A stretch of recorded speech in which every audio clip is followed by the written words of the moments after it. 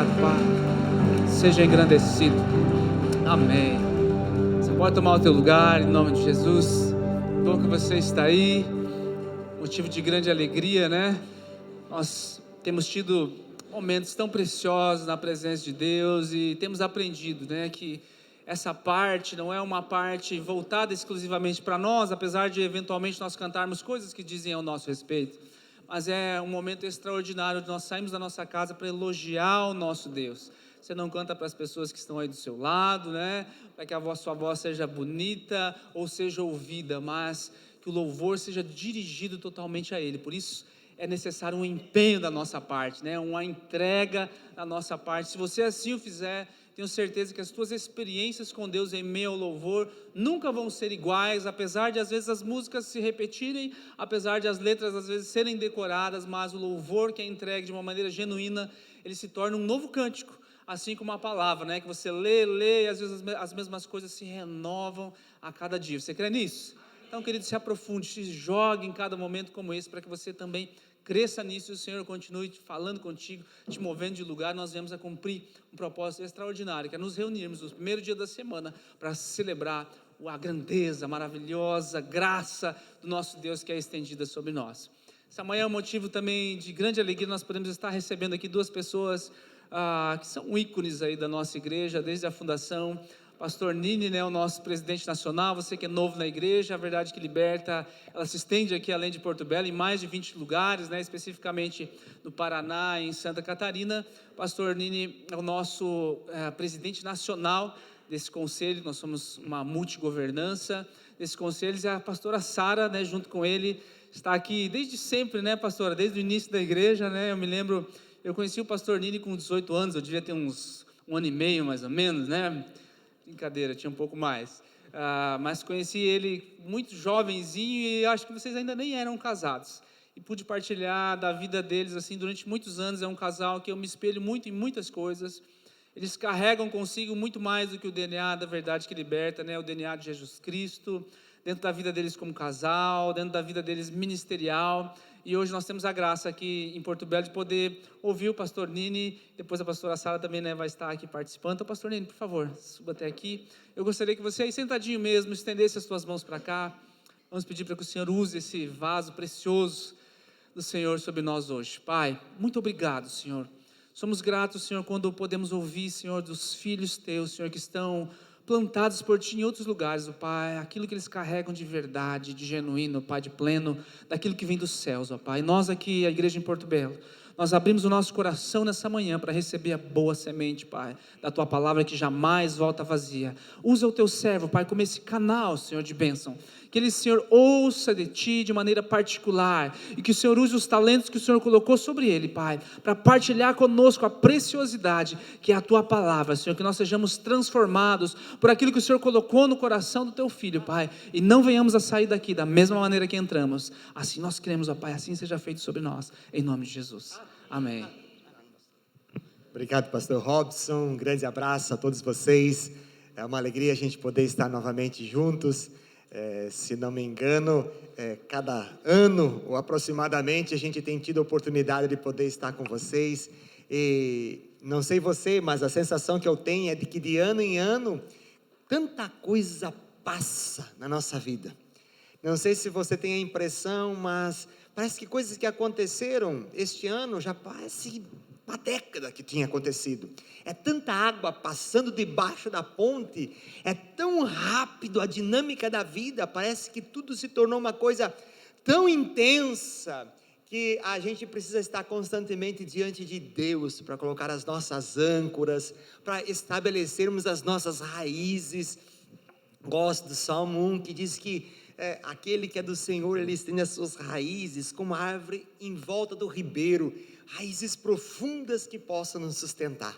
E no meio dessa vida corrida, nesta dinâmica intensa, em que já os pequeninos já começam a ficar ansiosos por causa dos seus compromissos, nunca vimos uma situação tão presente de crianças com alguns transtornos de ansiedade, por desafios que tem que enfrentar, que começam lá da escola. Não sei se você lembra talvez da sua infância, como diz o Robson, talvez alguns tenham que ter mais criatividade, porque faz mais tempo, né?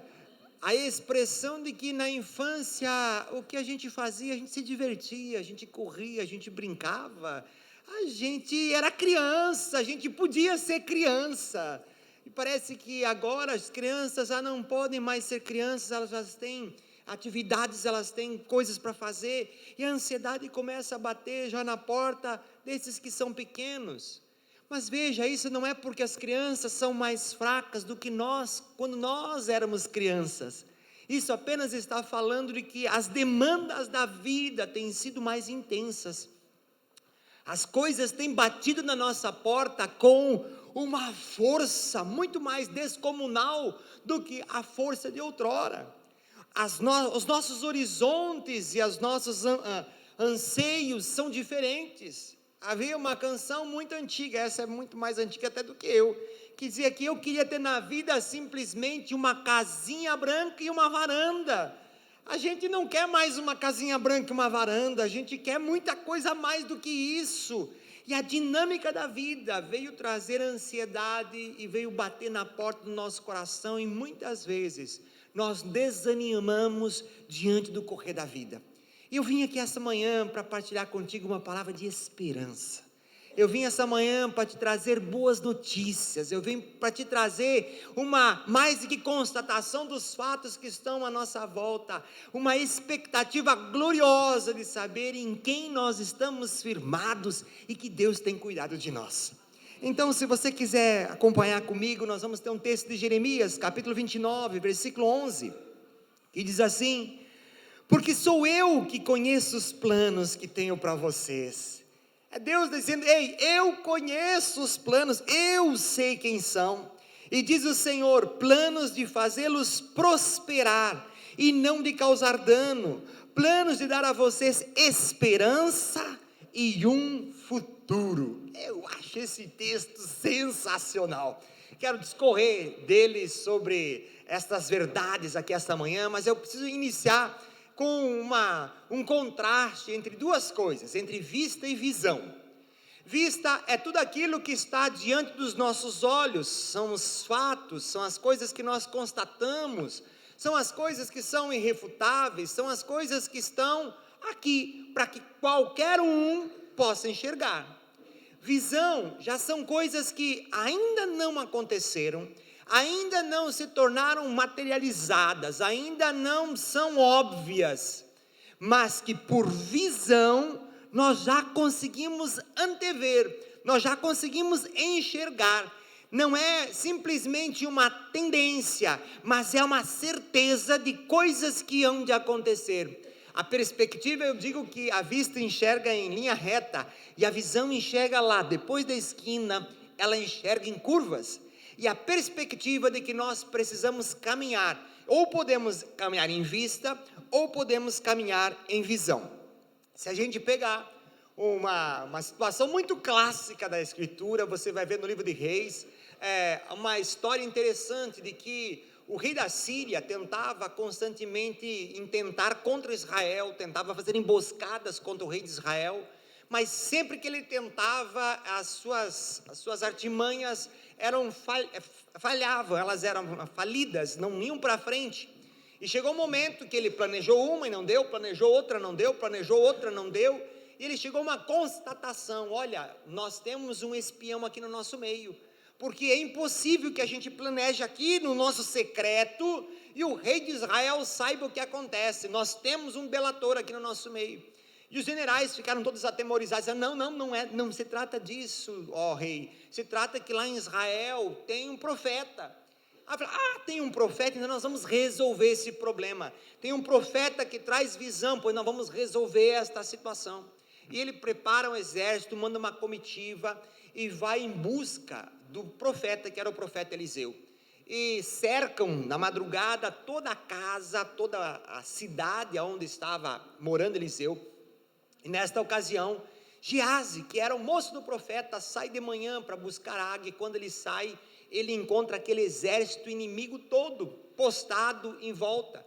E aquele rapaz teme pra caramba, e ele volta correndo para dentro da casa, apavorado, diz: meu senhor, nós vamos morrer, o exército está aí, a coisa chegou, a Síria veio para poder nos buscar. Ele tinha percepção de tudo aquilo que estava acontecendo, e chama o Eliseu para fora, e aí Geazi olha para aquilo tudo, e o temor bate no seu coração, porque o exército estava lá, porque os inimigos estavam lá, porque a intenção dos inimigos era clara, porque a força dos inimigos era inegável, tudo isso estava diante da vista. E Geazi olhou para aquilo e falou: uau, nós vamos perder, nós vamos agora perecer. E então o profeta olha e diz assim: não tema, porque são maiores os que estão conosco, são em mais número aqueles que estão conosco do que aqueles que estão com eles. E o Geazi olhou, contou Eliseu um, eu o outro, e olhou aquela multidão e falou: acho que o profeta, ele deu um devaneio, acho que o profeta ficou meio gaga, acho que o medo tirou ele do centro, deixou ele fora do prumo. E então Eliseu faz uma oração: Deus, abre-lhe os olhos para que ele possa ver. E nesse momento os olhos de Geazi se abriram, e ele continuava enxergando lá os adversários, continuava enxergando o exército, continuava vendo as intenções dos inimigos, continuava sabendo o que eles estavam intentando e qual era a força que eles tinham para poder exercer. Só que agora ele não estava mais andando só por vista, porque Deus lhe abriu os olhos, e ele passou agora a enxergar o exército de Deus, muito maior sobre o exército inimigo. Vista é aquilo que todo mundo enxerga, visão é aquilo que vai além. Nós podemos andar por vista, ou nós podemos andar por visão. Andar por vista é diante das circunstâncias, andar por visão é diante daquilo que Deus está fazendo sobre todas as coisas. Nós podemos dizer que Geazi era um homem que tinha vista, mas não tinha visão. Mas tem muita gente que não tem visão, não tem vista, mas tem visão. E se nós formos para um outro exemplo da Bíblia, você vai ver a história de Bartimeu, um cego, que estava lá na beira do caminho, que estava à margem, que estava colocado lá como um pária, apenas vendo as coisas acontecerem. E de repente ele percebeu que havia um tumulto acontecendo, e ele perguntou, e disseram que era Jesus que estava ali, e ele começou a gritar, e com toda a força nos seus pulmões: Jesus, tem misericórdia de mim, Jesus, me ajuda. E aí a multidão que estava ali junto com ele, começou a dizer para ele: ei, fique quieto, ei, cala-te, ei, não faça nada, ei, para de nos fazer passar vergonha. Não sei se alguma vez você já esteve em um ambiente onde alguém estava meio embriagado, e ele começa a fazer escândalo, ele começa a fazer arruaça, ele começa a fazer, não só ele passar vergonha, mas fazer todo mundo à sua volta passar vergonha. A gente já tem vontade de dizer: ei, menos, cala. Não é assim? Só eu que passo essa situação, vergonha alheia, né? Era a situação daquela multidão que estava ali. Falei: ei, cala, fica quietinho aí, Bartimeu, não abra sua boca. Nessa situação nós vamos ver que essa circunstância em especial, a multidão estava andando por vista, e Bartimeu estava andando por visão. Vamos tentar entender, gente. Pensa na multidão, pensa nas pessoas que estavam ali à sua volta. Jesus estava caminhando e uma multidão com ele. Jesus saiu de um lugar e estava indo para um destino. Jesus estava no caminho, percorrendo algo, porque ele tinha um compromisso. Ele era um cara ocupado. Estava assim de coisas para ele poder resolver. Estava assim de gente para ele poder atender. Estava assim de situações que estavam diante dele. A multidão o comprimia de modo que você não conseguia nem ter acesso. Então, aquelas pessoas que estavam em volta de Bartimeu, vendo Bartimeu fazer o escândalo, disseram: ei, é óbvio que ele não vai parar a vida dele para atender você, um cego. Ei, é óbvio que ele está ocupado com outras coisas e você não faz parte da agenda dele. Ei, é óbvio que ele nem vai te escutar, porque ele está intentando outros projetos. Ei, fique quieto. Vem cá, faz sentido isso para você? Aquelas pessoas que estavam do lado do Bartimeu não estavam vendo as coisas de um jeito certo? Elas estavam. No entanto, você vai observar que Bartimeu já olhou para outra coisa. Ele disse: ei, é Jesus. É Jesus. Opa, eu estou vendo uma possibilidade. Ei, aquele que está curando a todos está passando aqui à minha frente. Talvez agora seja a minha hora, talvez agora seja a minha chance. Agora é a oportunidade de eu poder esperar o meu milagre. Opa, eu posso estar diante de dias melhores.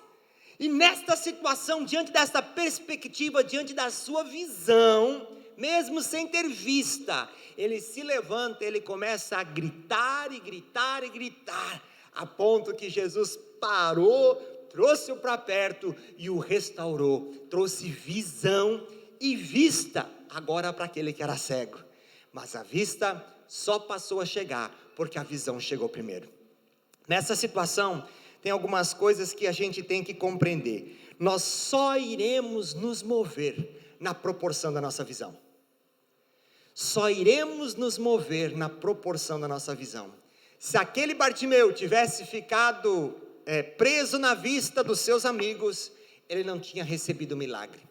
Você só vai se mover na proporção daquilo que você conseguir enxergar, da sua visão. Estávamos ontem conversando com o pastor Robson, pastora Michele, e estávamos falando de um amigo comum, alguém que eu conheço há muitos anos, e vale a pena a gente partilhar um pouco a história. Nós ainda estávamos em Matelândia, a igreja em Matelândia acontecendo, muitas pessoas se convertendo, a cidade sendo chacoalhada pelo poder de Deus, e nós organizamos uma conferência de 3 dias, sexta, sábado e domingo à noite. Nós íamos fazer uma campanha evangelística, e nós tínhamos um amigo nosso que conhecia algumas pessoas especiais lá da primeira igreja quadrangular de Curitiba, e essa pessoa fez esse link conosco. Olha, lá eu conheço algumas pessoas muito legais, que vocês poderiam convidar, eles seriam bênção aqui para vocês. Ok, nós confiamos no nosso amigo comum, sem mesmo conhecer quem eram as pessoas, e hoje a gente já tem mais facilidade de acesso, né? Na época não era uma coisa tão simples. Resultado, nós organizamos tudo, movemos a cidade, movemos a igreja, colocamos comunicação em tudo que era canto para aquele evento ia acontecer. E aí nós estávamos ansiosos, sempre gostamos muito de buscar as coisas de Deus e partilhar a vida de Deus com as pessoas. Então, quando vinha alguém de fora, nós brincávamos que nós gostávamos de sugar os pastores, né? O que eles tinham para nos ensinar, a gente estava pronto para poder aprender. E eles chegaram, 2 pastores, pastor Nilson e o pastor Silas, e a gente foi lá receber, e a gente viu que o pastor Silas, uma pessoa aberta e pronta para falar, pronta para conversar, já começou a brincar, descontrair, e uau, foi legal, aquela conexão que você se identifica logo de cara. E aí o pastor Silas, que estava junto com ele, entrou sério, calado, cumprimentou sem muita coisa. A gente ficou até meio assim do que se tratava, e de repente a gente chegou um pouco mais perto, e aí surgiu uma pergunta para ele, e ele não teve como terceirizar a resposta, e aí ele foi responder quem ele era. Ele diz assim: eu sou o Silas. Nós quase morremos. Imagine você tem uma campanha evangelística, você mora na cidade e você traz um gaguinho para pregar. Aquele calorão que subia, que descia, e a gente foi ficando desconfortável, e aí como é que vai ser? Jesus, livra-nos aqui da nossa, talvez, falta de sabedoria de ter pesquisado antes e tal. E aí chegou a noite, aquele homem subiu, e a gente se agarrou em Deus, falou: Jesus, agora precisamos do teu milagre. E ele abriu a boca e pregou uma das mensagens mais poderosas que eu lembro até hoje. Uma mensagem que dizia assim, que Deus não nos deu um espírito de covardia, mas Deus nos deu um espírito de moderação. Os extremos não são bons. Isso é rema para nós. Mas foi poderoso, uma mensagem que, quando ele começou a pregar, a gente esqueceu que ele era gago. E aí quando ele desceu, a gente já foi para poder abraçar ele, para poder parabenizá-lo, e aí ele foi falar, ele falando gago de novo. Eu falei, Jesus, o que aconteceu? Aí o Silas contou que ele viu o pai dele, o Nilson contou, que o Silas viu o pai dele pregando, o pastor Eduardo, um ícone na igreja quadrangular, e ele era gago, o Silas. Ele disse assim, Deus, me dá a graça de pelo menos, quando eu subir para pegar o microfone, eu ser livre da gagueira. E Deus fez, graças a Deus, porque você não vai andar para além daquilo que você enxerga. A minha pergunta, no entanto, foi, por que ele não pediu para Deus curar ele da gagueira inteira? Porque você só vai até onde a sua visão alcança. Eu aprendi com meu pai que sonhar pequeno e sonhar grande é o mesmo preço, dá o mesmo trabalho. Então não sonhe pequeno, sonhe grande.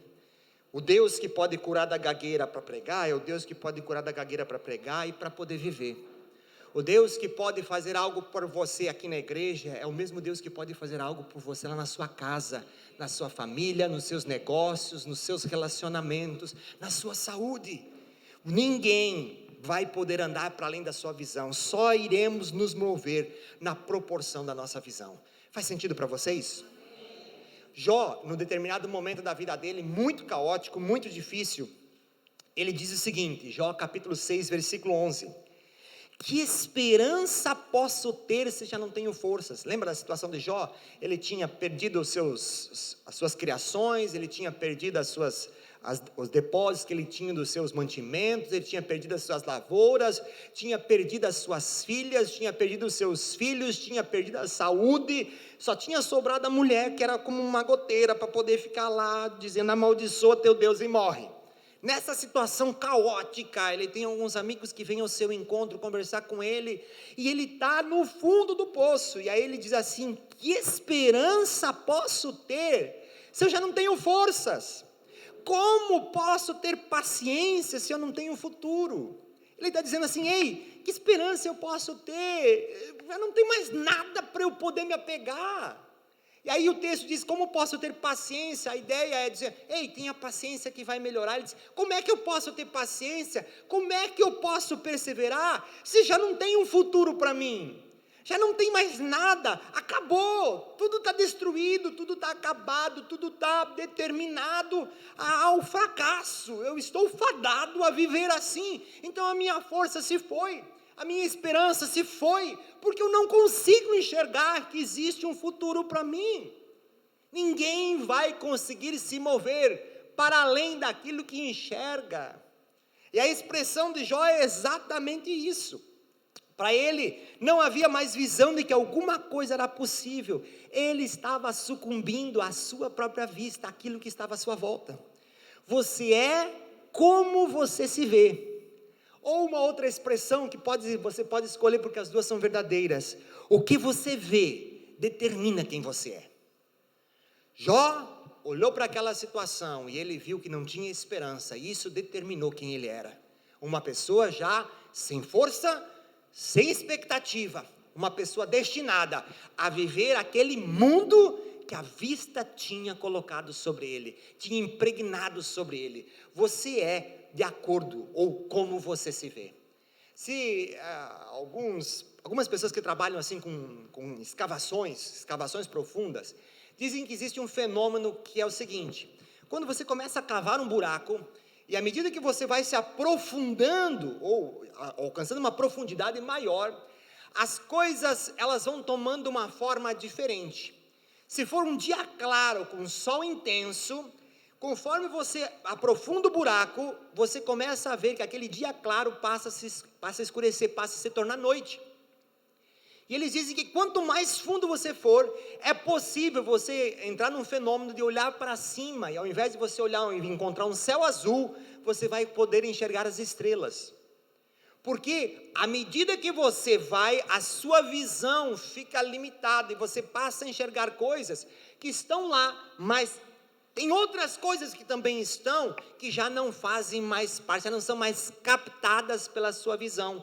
porque quando nós estamos agora aplicando num buraco muito profundo, num momento de muita dor, como Jó estava enfrentando, uma circunstância que às vezes nos espreme, que nos aperta, nós passamos a perceber apenas a dinâmica das paredes que estão à nossa volta, começamos a enxergar as estrelas mesmo num dia ensolarado, a claridade se vai, as coisas que estão além do que nós estamos enxergando, elas se tornam como se fossem apenas um sonho, uma coisa surreal, uma coisa que é inalcançável, porque nós apenas estamos cientes da nossa própria dor e das nossas próprias circunstâncias, e nesta ocasião nós sucumbimos à nossa vista.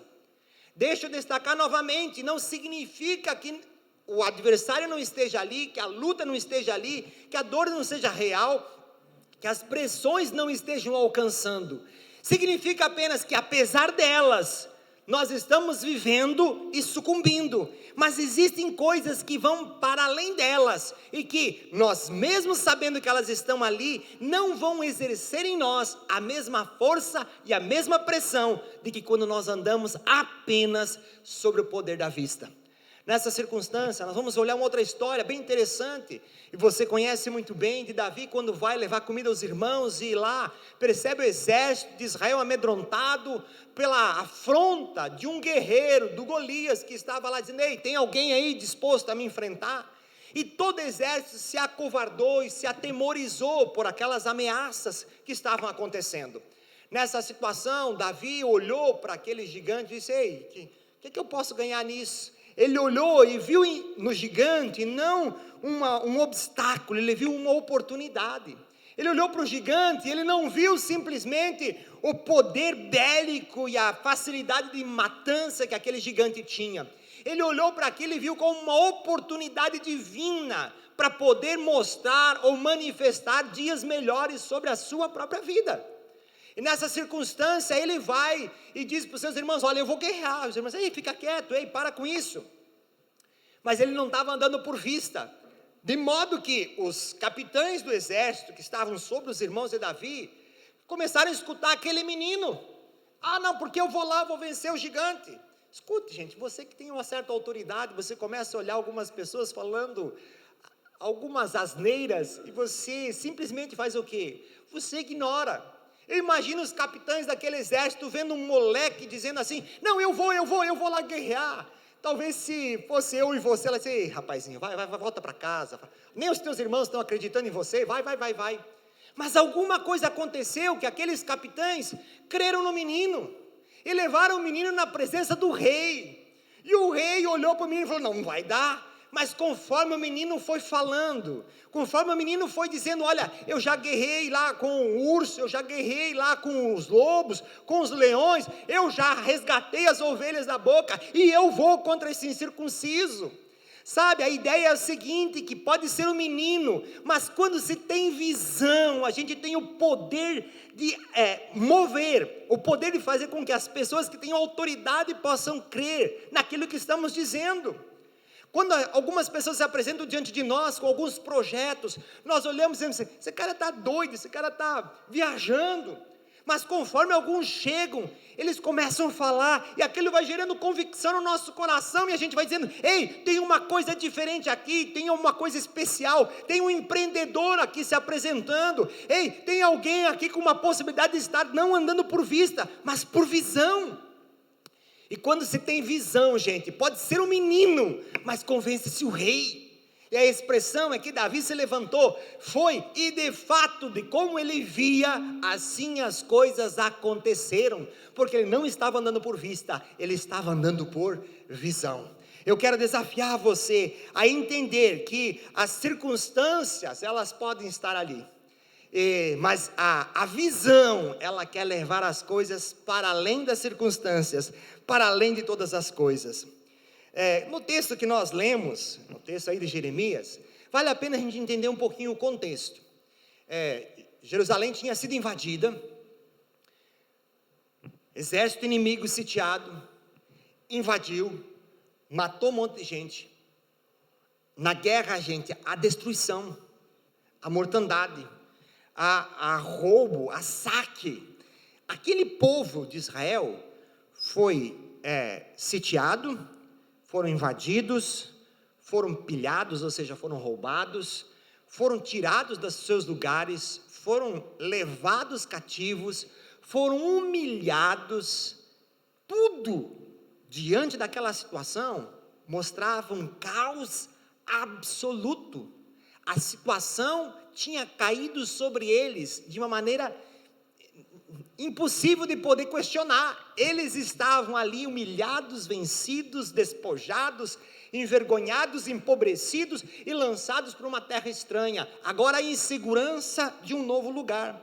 Só que no meio dessa situação, quando a gente olha, é fácil a gente perceber o que a vista está dizendo, o que é essa circunstância. Mas, gente, quando a vista percebe o caos, Deus se manifesta para trazer visão. Quando a vista está ali e ela constata o caos, Deus se manifesta para trazer visão. E aí eu quero voltar para o texto. Diz o texto: porque sou eu, Deus, sou eu que conheço os planos que eu tenho para vocês, diz o Senhor, planos de fazê-los prosperar e não de causar dano, planos de dar a vocês esperança e um futuro. No meio do caos, no meio da calamidade, Deus continua fazendo planos para conosco. No meio do caos, no meio da confusão, no meio da vista, Deus continua, diga continua tendo planos. Os planos de Deus não terminaram. Ele diz: eu continuo tendo planos com vocês, e o plano que eu tenho para vocês é um plano de paz, é um plano de um futuro. Ei, não terminou, não acabou aqui. Isso que você está passando, isso que vocês estão enfrentando agora, esse não é o fim da tua história, esse não é o fim do teu caminho. Eu continuo fazendo planos, e o plano que eu tenho é um plano de futuro. O presente não pode determinar o meu futuro, é Deus quem determina o meu futuro. O que eu estou enfrentando agora não determina o meu futuro, é Deus quem vai determinar o meu futuro. O que você está enfrentando agora é o seu presente, mas isso não pode determinar o seu futuro, porque é só Deus quem determina o seu futuro. E Ele olha para mim, Ele olha para vocês: ei, eu continuo tendo planos contigo, planos com sua família, plano com seus negócios, eu continuo tendo planos com você. Deus não deixou de ter planos, graças a Deus. Diga assim: Deus tem plano comigo.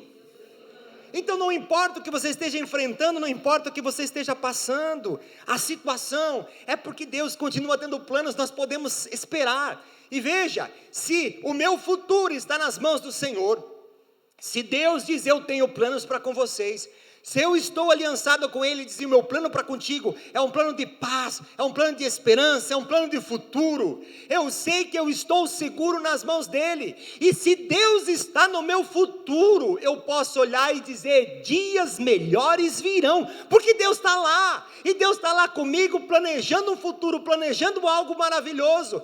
Então, não importa as circunstâncias que nós possamos estar vivendo, não importa a demanda que a vida possa estar trazendo, nós podemos olhar e reconhecer em Deus, com visão: dias melhores virão, em nome de Jesus, amém? Sabe, talvez você tenha sucumbido à vista.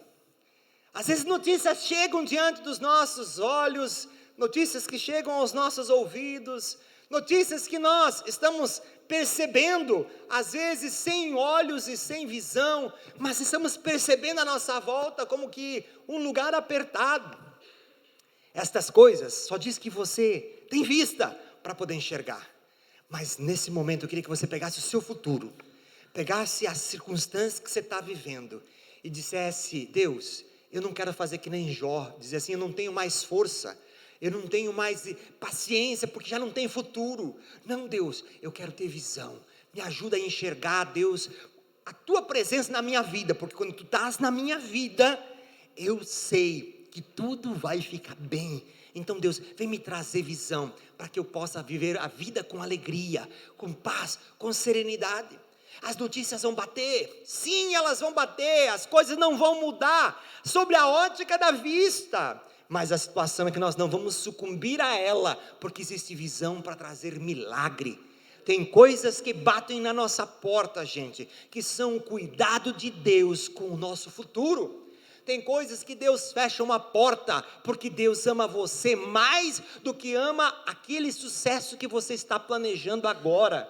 Tem coisas que Deus faz, que nós não podemos e não conseguimos entender hoje, mas entendemos que Deus nos ama, e se Deus nos ama, Deus cuida de nós, e o melhor há de acontecer. É o Deus que é o Deus da porta aberta, e é o Deus que é da porta fechada, e não é pela porta aberta ou a porta fechada que nós vamos nos mover. Nós vamos nos mover porque pertencemos a um Deus maravilhoso, que nos cuida e que nos guarda, apesar de todas as coisas que temos que enfrentar. Então descanse no Senhor, relaxe nele, regozije-se nele, e experimente viver aquilo que Ele tem para você, em nome de Jesus, amém? Queria que você pudesse ficar de pé.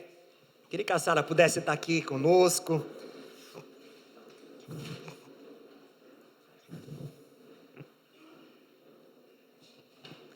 Gostaria que você colocasse um pouquinho os teus olhos em Deus. Nesta manhã, quando eu orava, Deus falava comigo e dizia de pessoas que têm vivido momentos de ataque na mente, que não têm dormido em paz. E eu quero que você aproveite esta palavra para falar com o Senhor. Fecha um pouco os teus olhos. Coloca teu coração totalmente no Senhor. Esta é uma manhã de transformação, aonde nós entregamos tudo o que tem nos inquietado, tudo aquilo que tem nos preocupado diante do Senhor, e a paz dEle, a vida dEle vem sobre nós. Eu quero te convidar que você coloque toda a tua ansiedade, tudo aquilo que você tem vivido, que tem sido andar por vista. Quais são as coisas que você tem enfrentado, que tem sido andar por vistas como Giasse? Coloca diante do Senhor. Quais têm sido os ataques na mente que tem te perturbado? Coloca diante do Senhor nesta manhã. Sabe, o mesmo Deus que abriu os olhos de Giasse é o mesmo Deus que está aqui hoje para abrir a tua visão e para te dar a entender aquilo que Ele tem a respeito de ti. Tem planos de paz, tem planos de vitória para ti, tem planos de um novo amanhã. Mas para que isso aconteça, é necessário um esvaziar-se e entregar totalmente tanto aquilo que está perturbando na mente, como aquilo que está perturbando no coração. Esta é uma manhã de entrega, onde você pode entregar todos os fardos para o Senhor, dizendo: sim, Senhor, eu quero entregar diante da Tua presença.